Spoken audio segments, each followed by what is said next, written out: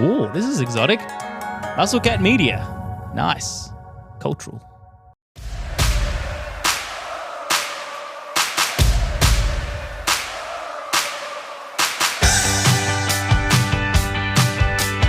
Back on the Expats, second day in a row. We did a Destiny draft yesterday. If you haven't gone and listened to that episode, I do implore you to do so. Although I think I've already ruined Shohei Ohtani's season, which was hypothesized that might happen. But we're not here to talk about Destiny draft. I'm sure that maybe it will come up in the next half an hour to an hour. But the boys all back together for a show.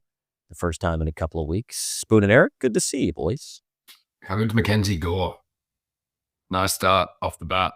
I said we weren't going to talk about Destiny draft. You said you weren't going to talk about it. I've won 2 rounds in a row and I'm leading after day 1 of round 3. I don't win things often, and as Eric found out in our fantasy football league, when I do win things, I'm not quiet. That was a good start. 10 strikeouts, 7 innings. It kind of started off a bit rocky too, right? Like he 3 runs in the first. Josh Bell, homer. Yeah. He locked in. Also, we are wondering who could go electric. The dude's done nothing, and Matt Shaw with 5 points, Pavin Smith with 3 points on day 1. We actually fixed Pavin potentially. He hit a home run off the foul pole. I didn't even know he could get it past the second baseman with a weak grounder. So we fixed his launch angle. We fixed his pop. Maybe Diamondbacks are the key to Destiny draft. I mean, Gabby and Corbin won me round 1. We haven't had a bad DD player pop up in a pack yet, so we'll see. Here's a pedantic thing I was thinking about that as you were texting that he hit the foul pole. If a ball hits the foul pole or the ball hits the foul ball line, what is it? Is it fair or foul?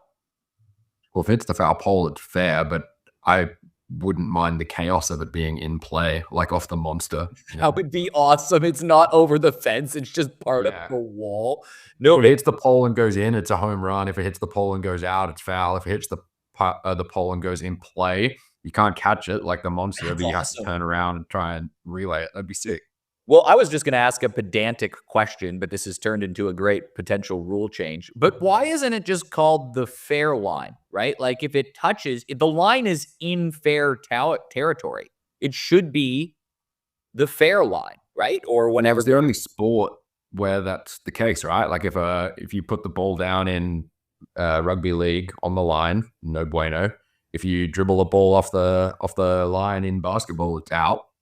I don't know why we do it, I guess. Which makes sense, right? That's why it's called the outline or the boundary or whatever it is. Because if you touch the line, you're out. I think it's in soccer as well, isn't it? Yeah, it's in soccer. Yeah. I mean, foul, or they don't have a word for foul and fair. So it should just be called the fair line or the fair pole. It's funny that you bring this up. It's funny that you bring this up because I've got an old broadcasting mentor of mine, Phil Elson, who is the former voice of the Arkansas Travelers. He's now the baseball voice of the Arkansas Razorbacks, the college team, and he refuses to call it the foul pole. Like he just calls it the fair pole in any reference. It doesn't matter if the ball hits off of it, if there's something hanging from it, if he's using it as a reference point. He refuses to call it the foul pole. Like he and I've had this conversation several times. And he has some pretty iconic calls in Razorback history where home runs hit the pole. And all of his calls are off the fair pole because it's a home run. So I've had this conversation. So it's not being pedantic necessarily. I mean, technically you are right? If it hits the pole, it can't be a foul pole. It's got to be a fair pole.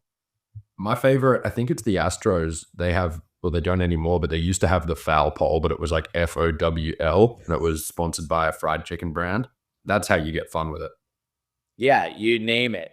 Or if it hits the foul pole, everyone gets a free bucket of chicken. But I'm now on board with your rule change that it's just an extended part of a wall. So if it hits it, it could be hit 40 feet above the actual wall. If it hits that fair pole and bounces back into play, it could just be a long single.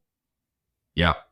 This is not for baseball expats, but I've always believed that should be the rule in the AFL as well. Give me the chaos of the ball coming back in play off the post. And guys setting up to try and get it. That's why do we get a point for coming that close? If it nicks the post and goes in, it's a goal. If it nicks the post and goes out, it's a goal. It's a point. And if it stays in play, chaos. Sports needs more chaos. Yeah. off the post and in, like that's how it should Like be. soccer style, right? And it gets rid of all the nuances with, bringing in microphones, and somehow we still have goal umpires who are 2 meters away and can't see anything. Let's just remove that. Did it go through the goal or not? Like even if it tipped off a guy, like it's a goal. That also would stop teams from running it through their own center goal as well. If it goes through the middle two things, it's as simple as that. I've always wondered that too. It should just be a goal.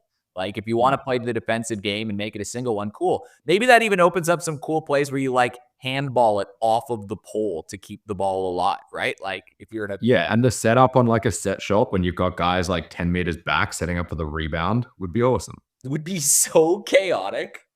Well, you see it happen in rugby league all the time, right? Like you'll see halfbacks use the pole a lot, like the actual the base of the post. And it's funny in rugby union, I think the base of the post is technically the try line as well. So if you can get the ball to the base of the post in rugby union, it's actually considered a try. Look, we're getting off subject here, but I think we're going to stay off subject because I think we've mentioned soccer a few times already, or football, depending on where you're from. I'll call it soccer. I think we're all getting in the spirit of the Soccer World Cup, and it's hard not to. Obviously, we talked about the big Socceroos win on the weekend. The United States played well on the weekend also, and Scotland getting a big win in Boston. And I'm sure most people have seen the scenes by now, but how brilliant was it? The perfect stage for it. Sunday night baseball in Fenway, and no less than, I would say, 10,000 Scottish football fans in the right center field bleachers at Fenway Park, and they were not quiet for the entirety of that 3.5-hour game yesterday. It was awesome. It's two things. One, you're right. That was awesome. Like it was the best. It was the best and most lively MLB game to watch so far. But two, what an indictment in a negative way on American sporting and baseball culture. Because let's do a quick pop quiz, Andrew Reynolds. You've called games and been all over the world and watched this great game. What do you get if you go to a baseball game in Japan? Chance. You get essentially what we saw at Fenway yesterday. You get more. You get an orchestra in right field. What do you get in Korea? The same thing. What do you get in Taiwan? The same thing. What do you get in Mexico? Whatever the equivalent of vuvuzelas are. I know those are Brazilian, but they've got something in Mexico that resembles it, I think. And what do you get in Colombia and Venezuela and Cuba, right? You get the drums, you get some horns, you get some songs, you get some chant. Like, I just think my conclusion from this is the United States, which has the best sporting culture in a sense. I don't want to say they have the best sporting culture because I think Australia has a great sporting culture in its own different way as well. Same with Europe. But in terms of fandom, like obviously it's the biggest business in terms of sport. People love it in the United States. They consume it like nobody else. But do Americans just hate song?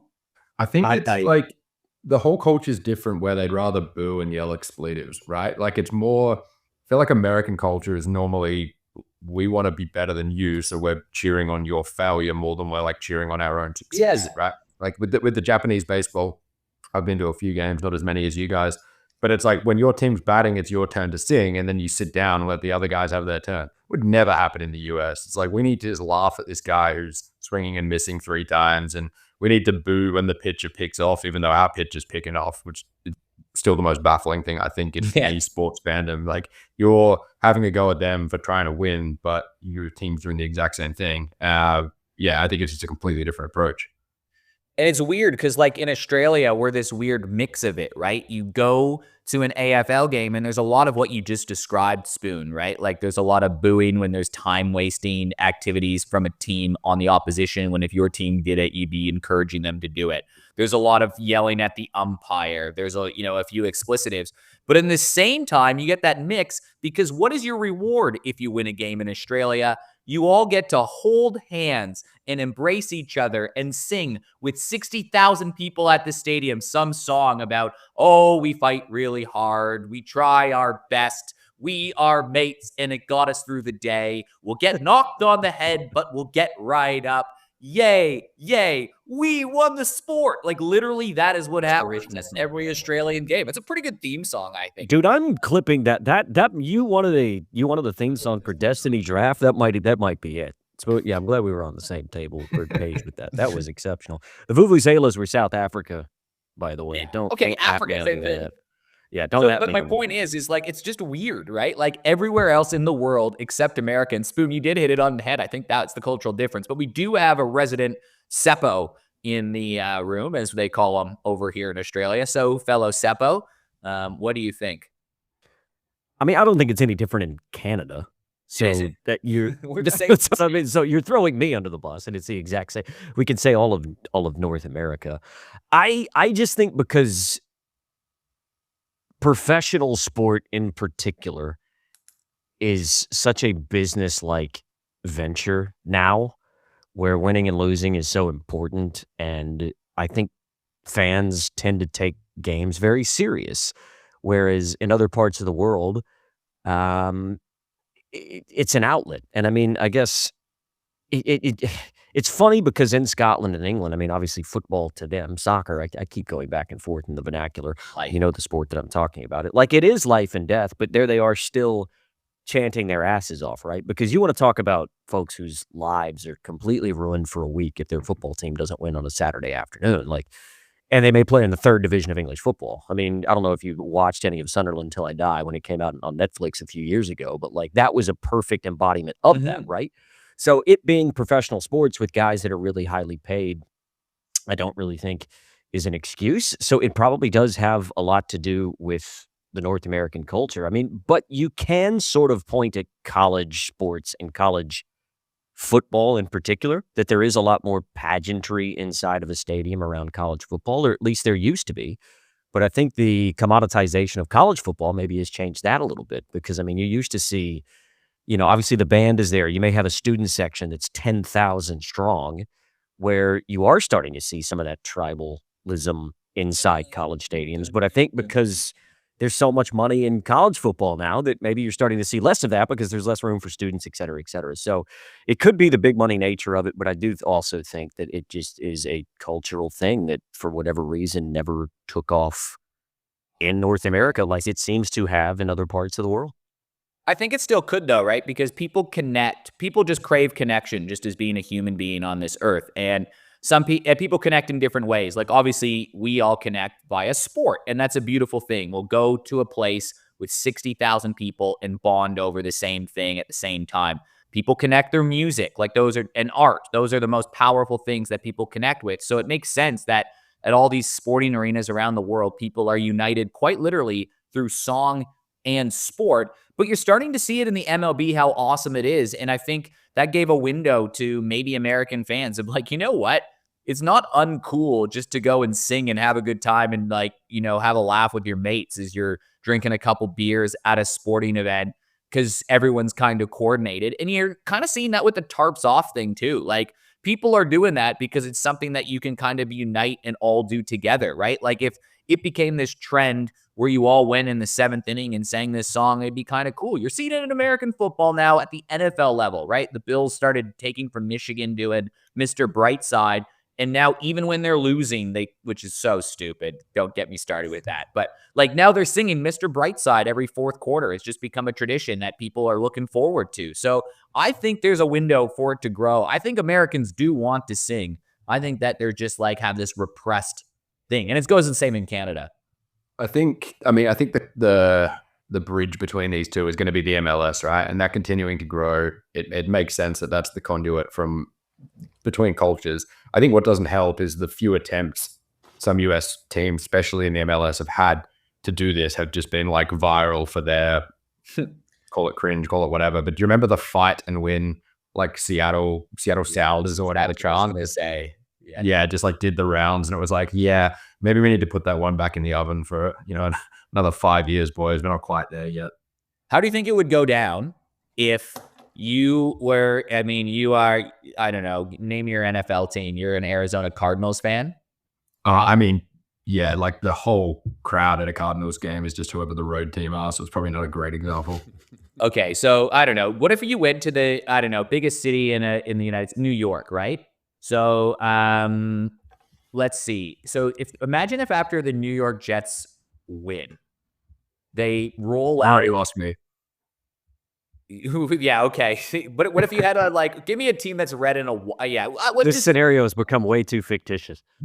Imagine if the Cardinals won the game, and then after the game, all of a sudden, over the loudspeakers, everybody in the stadium was singing, "Cheer, cheer, the red and the white. Honor the name by day and by night. Lift that noble banner high. Shake down the thunder from the sky. Whether the odds be great or small, the Cardinals will go in and win overall, while our loyal Cards are marching onward to victory." How do you think that would go down if the Cardinals were like, this is what we're doing now? I think for that to work, it's got to come from a good team, right? Like it has to be the Rams or the Eagles say that they're going to do that for it to work. Otherwise, it's like, we're already laughing at your franchise for 99 reasons. Thank you for giving us number 100. But what do the Yankees do after they win? Punch on in the bleachers and New York. I mean, it's a good point. Right? It's sick. the Yankees have Song that. It was adorable. It's all They they want. want. And it exists in baseball everywhere except the league we cover. Do we like the roll call? I kind of like it. I think it's different. Yeah. Why not? It's a start. It is. That is a better way to describe it. Is it is Let's try our best to bring this back to baseball, and look, we will keep the World Cup theme up. Just today, something happened in World Cup soccer that has only happened on one other occasion, and that's on a full slate of games, 4 games. All 4 were a draw. So it happened today in the United States. Call it Monday, the 15th of June, 2026. The last time it happened was the 15th of June, 1958. So what is that exactly? Or what was that? 72 years ago, 68 years ago. So it got me thinking. Congratulations. It doesn't happen often. What do you think is the most amount of extra inning games that have ever happened on a single day in Major League Baseball? Ooh, good question. All right. So how many teams are there in there? Maybe 30 teams? The most you can have is 15 games. 15 games. No, you could have more. You could have some doubleheaders. So maybe 17 games. Let's just call it, because it wouldn't all be there. I want to say 6 is the most. I'm going to go 5. I think we already had one this year that had 3 or 4, right? Or maybe that was 3 or 4 walk-offs, and one of those wasn't in extra innings. Well, the correct answer, and it's happened twice, just as it has happened in World Cup history, the answer is 7. It's happened on 2 different occasions. Once on the 4th of July in 1918, and you had to wait all the way until the 15th of August in 1998. And this is how far baseball has come, right? If you go back to July 4th, 1918, all 7 of those games were, of course, decided by 1 run, which we don't really see ever in extra innings anymore, right? Because teams inevitably win by 7 in extra innings because of the demand for man. And then you skip to 1998, and 6 of the 7 games were won by a 1-run margin in extra innings. You go back to 1918, and a lot of the teams that are listed on the slate that day no longer exist, like the Philadelphia Athletics, the Brooklyn Robins. The Cubs and Cardinals actually played on that day. The Cubs beat the Cardinals 1-0 in 13 innings. And the now defunct St. Louis Browns were also in action. So I thought that was quite a cool parallel with today, seeing 4 draws across a full day of action in the World Cup. And it's only happened twice, that the most ever extra inning games in a single game in Major League Baseball. And it happened, 90 years or so apart. There are parallels between these 2 games. And it's speaking of, parallel I thought was interesting was that the Red Sox yesterday, they didn't just do that soccer thing. They were playing the Rangers. So if you know anything about Scottish football, you'd probably be split into 2 camps. Some obviously could have just kept their F the Rangers merchandise, whereas the others may have had their allegiances a little bit split. I hadn't even thought about that, but it's a good point. I mean, you would like to think that in a World Cup scenario that all Scottish football fans would be united, because Rangers and Celtic are anything but. But yeah, I hadn't even clocked that. And I mean, the Texas Rangers are basically the same in color as the Rangers would be in Glasgow, right? So it's an interesting point, actually, Spoon. I don't know if that was done on purpose by the Red Sox, but it's it's serendipitous, if nothing else. And as far as I know, there's no. It's a good thing probably that Boston didn't wear their green uniforms, because then maybe things would have gotten a little bit out of hand. it looked awesome. Yeah, it was very, very, very, very cool. Look, in staying in tune with, and Spoon is going to give us some tips. I know a lot of people tune in for Spoon's tips, and they will be at the end, so you're going to have to listen to us dribble for another 15 to 20 minutes. We wanted to get back to doing a theme team because we have a little bit of fun with this, and we thought maybe we would just keep the theme of the World Cup going, because I'm enjoying watching it. I'm still jet lagged to high hell, so at least there's something to watch when you get up at 4 o'clock in the morning. So I'm enjoying getting into the spirit of the Soccer World Cup. So, Spoon, we thought we may continue the theme for a theme team. We chatted a little bit about it off air, but why don't you tell the good folks what we're going to try and assemble? What's our best team in doing this so far? Is it 107, 108 wins? I think something around that. Yeah, I think the Andy Pajes factor in that most recent team got us up 1 over, might have been 108, and we beat the previous 107, which randomly was just alphabetically split.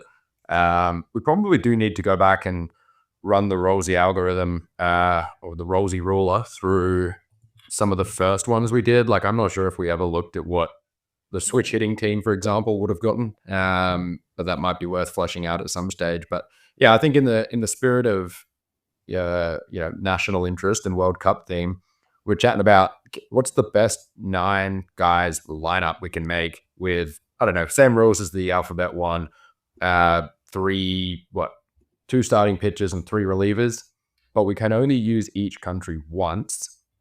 And I think for the sake of making a fair rule that's consistent, we maybe make it it's the country they could play for in the WBC, right? Because we've talked about I reckon it's got to be where they're from, right? Like Aaron Noel, can't be Italy. He's the United States.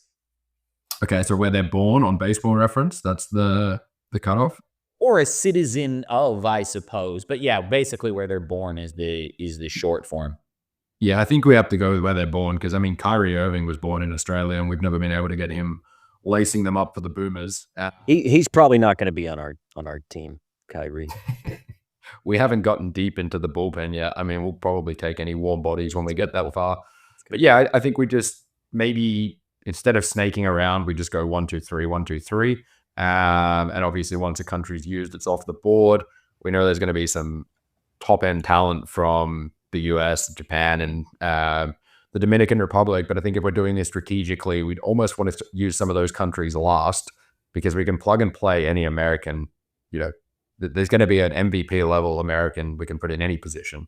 But we're going to need to go a little bit niche to get a full roster here. So my thinking is we save some of those as wild cards for later on. But yeah, let's see how we go. 14 countries is what we need then, right? Correct. All right, let's do it. Who wants to go first? Well, Rosie's always last, so Rosie always goes first.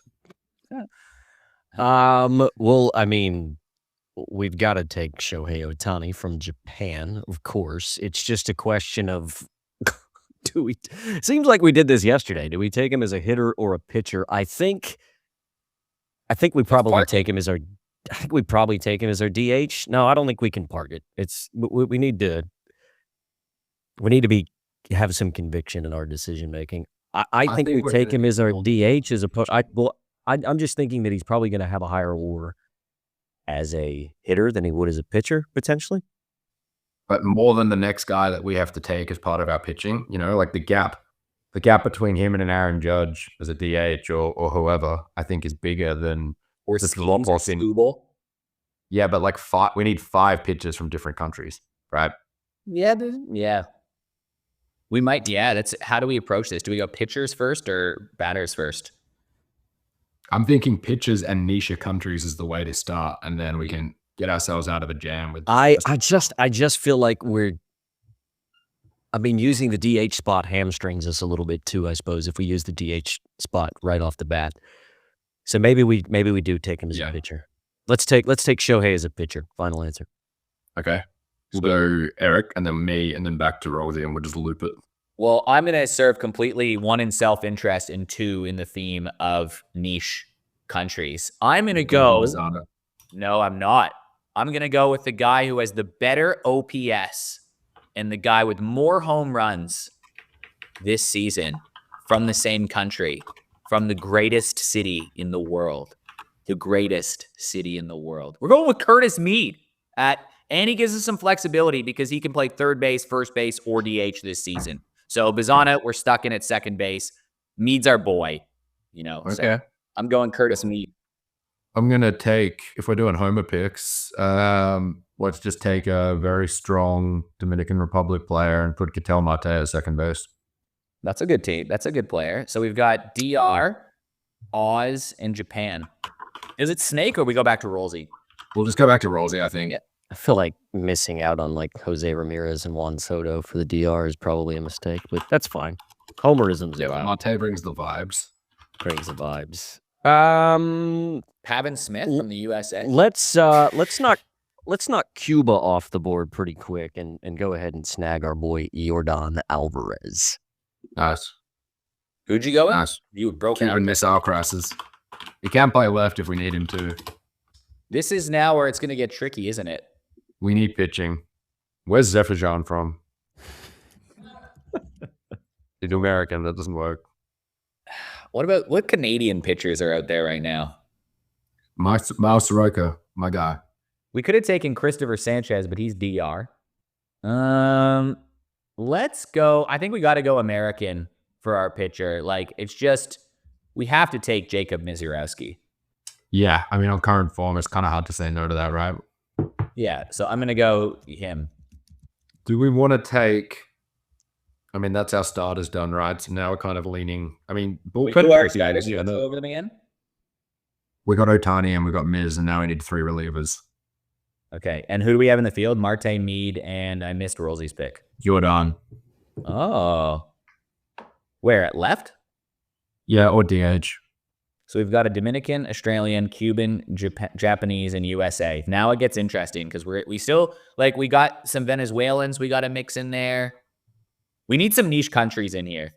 I've got a niche country. I just need to see if the guy was born there. I mean, his name is very, very much from there. He was born in Florida, so that doesn't help. I was thinking Jack Caglianone is a very Italian name, and he did Never for either early before. potentially, but I mean, the name sounds like a sweet pastry that you can get after your cappuccino. Well, what about someone from Curacao? Let me think. We've got... Well, yeah, I did kind of pigeonhole us a little bit by taking Marte, but I don't know. I saw Eric take Curtis Mead, and I was like, I want a guy that I like, and that might have been a little bit selfish and highlight. But we had to pick an Australian. We had a choice of 3, and I pigeonholed us to one of 2 offensive players we had to take, and I got the guy with the better OPS. All right, our catcher can be Alejandro Kirk. Was he born in Mexico? Was Kirk born in Mexico? Yeah. Well, yeah, he's definitely Mexican. I feel like getting catcher out of the way with a good catcher. Yeah, he was born in Tijuana. All right. Eric? Back to you, Rolsey. We could go Korea. We could go Taiwan. I thought it was back to you. Did you take somebody after Yordan? Now we're just going 1, 2, 3. Who'd you take after Yordan? I took Misiorowski. He took Miz. Oh, right. Okay. Yep. All right, so Kirk's catching. We're saying currently we'll put Yordan in left. Where are we putting Ketel? Second base. So then we can put Curtis at first or third or DH. Yeah, we need outfielders. What about our Canadians? Yeah, this is tough because I'm thinking, Jeff Mock. So much for starting with the niche countries, right? does Ketel have to play second? Is there anywhere else he could play? DH. No, he played 2 or 3 seasons in I'm center. just thinking Ozzy Albies is from Curacao. Ketel played 3 seasons in center before Corbin Carroll came up. Do we take somebody from a country like Curacao so that we can? I mean, you could do a lot worse than taking Ozzy Albies, but I'm like, Let's move Ketel. Let's move Ketel to center and play Ozzy. I think. all right, let's take Ozzy at second base. Ozzy at second? Damn, this throws out what my pick was going to be. Where's Ozzy from? Curacao. Because I was going to go Otto Lopez because he's a good Canadian guy. How many times do you want Otto Lopez in 1 week? But what else can Otto play? I think that rules him out. Well, Like, I think I'm going to go. not taking Vlad as your Canadian seems kind of strange, but whatever. He was born in Canada. Then let's go Vladdy at first base from Canada. Canadian Vladdy. He was born in Montreal. So that essentially means we have to play Curtis at either third or he has to be our DH. It's at second, and Albies at second, Marte at short. Yeah, we can play Marte in center field. I've got a niche one. He's now a starter for the Astros, but he came through the bullpen before they stretched him out. He struck out 9 today against the Tigers. Kaiwei Tang, I think his name is. It's Taiwanese. So we'll put him in the bullpen, and that gives us a little bit of cover if we need a starter on short notice as well. So we're looking at shortstop. I mean, I'm just thinking, we haven't used Venezuela. Oh, we haven't used Puerto Rico. Let's hope that he can be healthy on this team, but let's take Lindor at shortstop for Puerto Rico. No. Lindor as our shortstop? Yeah. So we need 2 outfielders. Yeah, and now we're running out of countries. Wait, Might only need 1 outfield. no, If we play Jordan on the left and Marte at center, we've still left DH open for now. Yeah, good. Well, no, Curtis is probably, or we're playing him at third. well, We I'm can- thinking about going to Korean, and I'm thinking about looking at Jung-hoo as our third outfielder. Yeah, I like it. He's come good as well. Let's go Jung-hoo Lee as our third outfielder. So we'll go Alvarez, Marte, and Jung-hoo. This is really annoying. I just remembered this and looked it up. Probably the least Italian name ever, but born in Italy was superstar Red starter Chase Burns. If we started with the niche countries, we really could have freed up the US and Japan. I feel like we wasted those spots on the 2 starters. But that's okay. I got 2 relievers. So Hey? our starters are sick, though, and we haven't used a Venezuelan yet, and we still have Adam Zerpa on the table. How do we not have a Venezuelan, the literal world champions, on this roster? We should have taken Jazz Chisholm from the Bahamas. Well, I mean, for Venezuela, we could have taken Ronnie in the outfield, but you decided you wanted a Korean fella instead. Jose Quintana from Colombia could be a reliever for us. Who's our DH? Don't have one yet. What about Ronnie? Yeah, It's Spoon's turn, jerk. I'm trying to get us out of this pitching mess that you guys. Spoon's trying to make sure that Zerpa doesn't end up in the bullpen. No, He could. He's a goat. We used Mexico. Wow, Mauricio Dubon is from Honduras.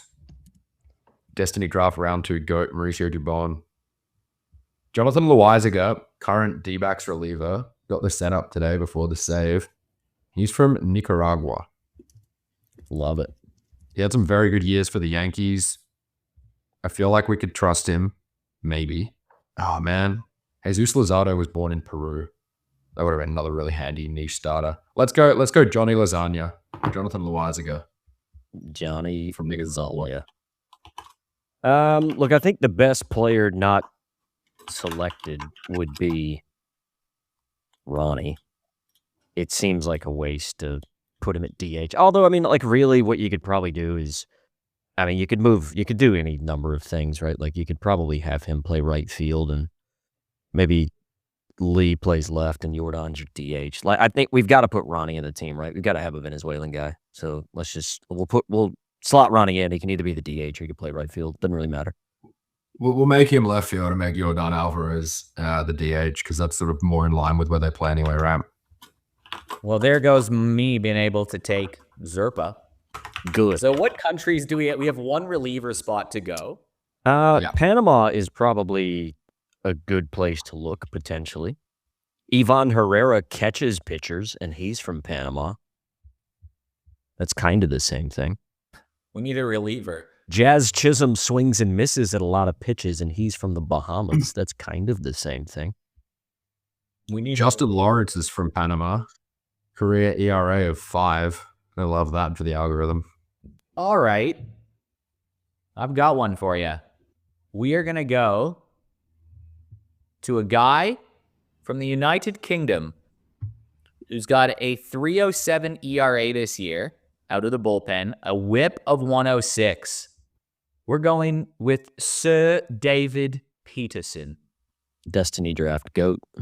David Peterson was born in Denver. No. Or Michael Peterson. Michael Peterson. Who was Michael Peterson? He's a handy reliever on the Marlins. An American novelist who was convicted in 2003 of murdering his second wife. Yeah, cool. That's So what he's- I watch.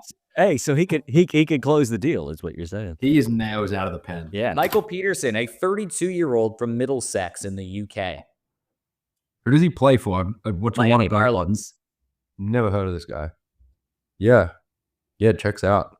It's not a sexy name, but I think we knew when we got to country 14 it was going to be a little bit slim pickings. Well, why don't we go around the horn, Spoon, put this team together, and then when we break ahead of your tips, we'll plug it into the algorithm and see how we did. All right. So around the horn, we'll figure out our batting lineup later, I guess. Behind the dish, calling balls and strikes, we've got Kirk from Mexico. First base, we've gone Vladdy. Second base, we've gone Ozzy Albies. Shortstop, we've got Lindor. Third base, we've got Curtis Mead, Australian represent. Left field, we've got Acuna. Center field, we've got Ketel Marte. Right field, we've got Jung-Hoo Lee. We'll probably swap those around, actually, and put them in their natural position.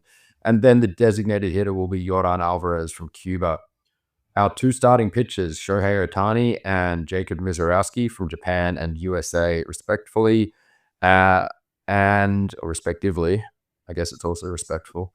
Out of the bullpen, we've got Loaizaga from Nicaragua, Peterson from the UK, and then I think we made Tang our closer because he's got nasty strikeout stuff, and he's from Taiwan. Love that. I mean, to be fair, we were able to put together a 108-win team that had a pretty awful bullpen. This is not a bad team. I don't think My gut feel is if we filled the bullpen from elite countries, I think the overall rounding of the team would have been better. Like, if we were able to get Chase Burns as one of our starter, the gap between him and Mizorowski isn't massive, but the gap between Peterson from the Marlins and, like, I don't know, Duran as our closer is a lot bigger. Yeah, or if you just go with, like, you're going to make a Mason Miller your closer or something like that, right? Because we were able to navigate things. Yeah, I mean, you're right. When we look back at it, maybe we should have given it more thought, but that's why these theme teams are so much fun, because just like Destiny Draft, we've got no idea what Spoon's going to throw our way. So look, we will step aside. Spoon's got some tips for the Tuesday slate in the U.S., Wednesday here in Australia. And while we're away, we'll put the algorithm to work and see how we did on this World Cup-themed theme team. Stick with us. Spoon's tips on the other side.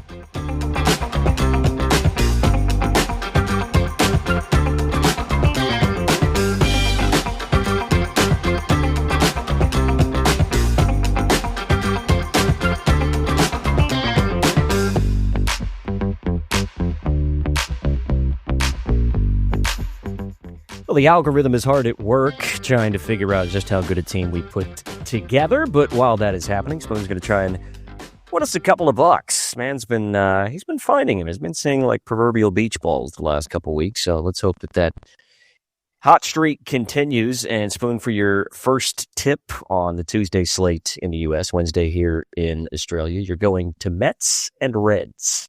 Yeah, so I'm pretty interested in tomorrow because making his first start for a couple of months for the Mets is Kodai Senga, who's someone I gave a lot of flowers to preseason. And look, a lot of the preseason pitcher props are flying along at the moment.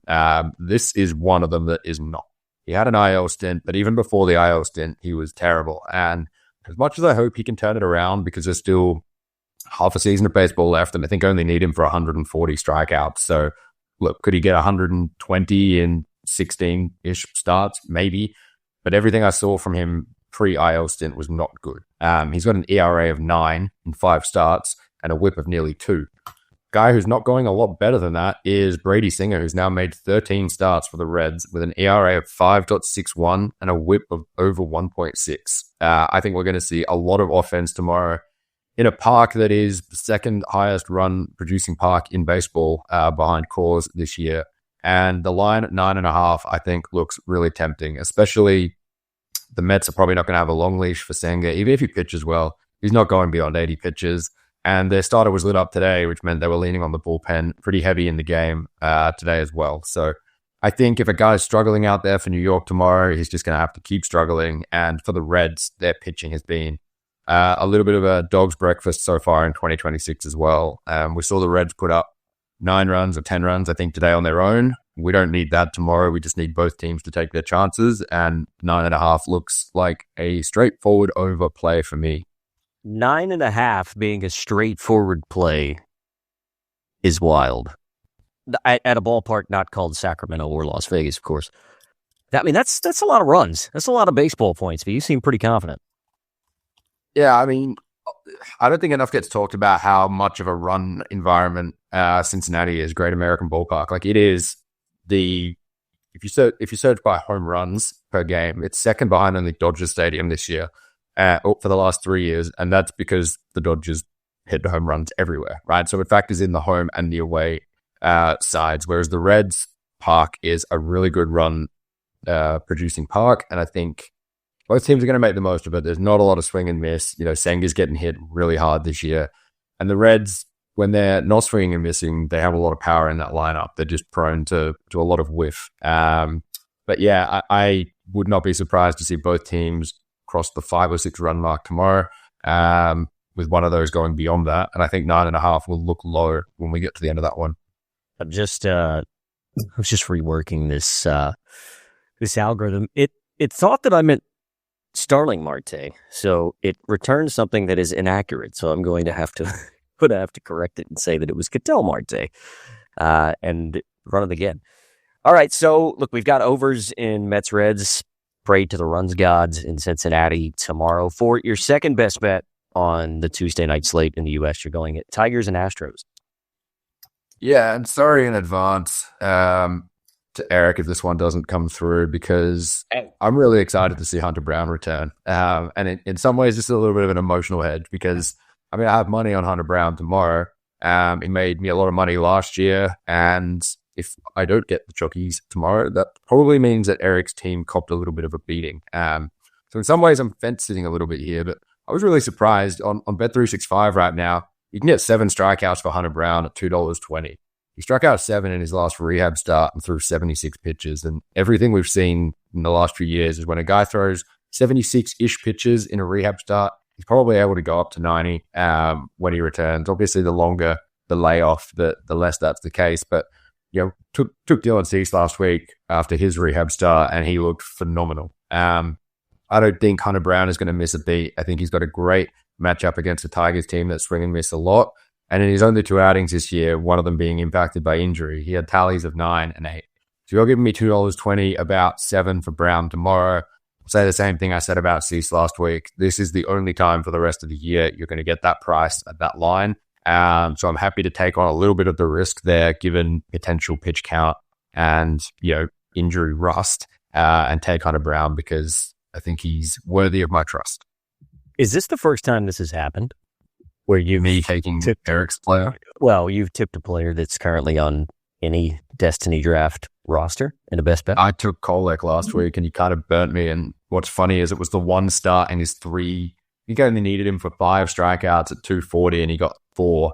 And these other 2 starts were brilliant. So far, the Spoon, Tip, and DD crossover is going 0 for 1. Let's see whether Eric or I come out on top with that tomorrow. I mean, we're kind of, our fates are tied together, right? We both want Hunter Brown to get 7 strikeouts tomorrow. So we're on runs watch in Cincinnati, and we're definitely on Hunter Brown watch because he comes back tomorrow for the Astros. And before we let you go, let's have a look at how we did with the theme team. Boys, do you want to make any predictions before I give you the projected win total? Can I write the theme team's song? I think you already did. Yeah, perfect. I reckon it's a 99 win team. Doesn't feel as good as some of those alphabetic ones. I'm going to go 97. It is a 97 win team. I don't know how you do that. You always pick it correctly. And yeah, I mean, Spoon's right. There's the top end of this roster is very, very good, but the bottom end is dragging a little bit. I mean, the algorithm essentially has awarded Curtis Mead a 1.2 WAR at third base. Ozzie Albies at second base, it's given a 2.5. We probably could have done better at second base than that. Jung Hoo Lee is giving 2.5 as well. And in the bullpen, you don't have a single guy with a WAR of 1 or higher. So when you think about what we were able to put together, especially with some of those alphabet theme teams, Even though the top end of town on this team is really, really good, guys like Jordan and Vlad and Acuna and Shohei and Mizorowski, I think ultimately it was probably the bottom end that thwarted our efforts. And Spoon, to your point, that means that we probably should have built this roster from the bottom up as opposed to the top down. We live and we learn, boys. We live this, we live. We live and we learn. And Eric, I can tell you're trying to write a theme song, so I'm going to get out of this episode as quickly as possible so that the good folks don't have to be susceptible to that. Well, look, hit baseballexpats.com. Check out Destiny Draft. I'm already in the hole 2 points because Shohei struck out twice and didn't get a base hit, and Spoon is flying already. And that's just the way that the cookie crumbles sometimes with Destiny Draft. We will be back on Friday ahead of a big weekend of baseball, but a big football game happening at 5 a.m. here in Australia as the Aussies take on the mighty United States in each of their second game of the World Cup. So we'll be back on Friday. We'll be talking baseball, soccer, football. We'll be on Friday, and that'll have on Saturday. You should listen to what I'm saying instead of typing a nonsense song that the world's never going to hear. Anyways, enjoy your week, enjoy your sport, enjoy your baseball. Bye, everybody.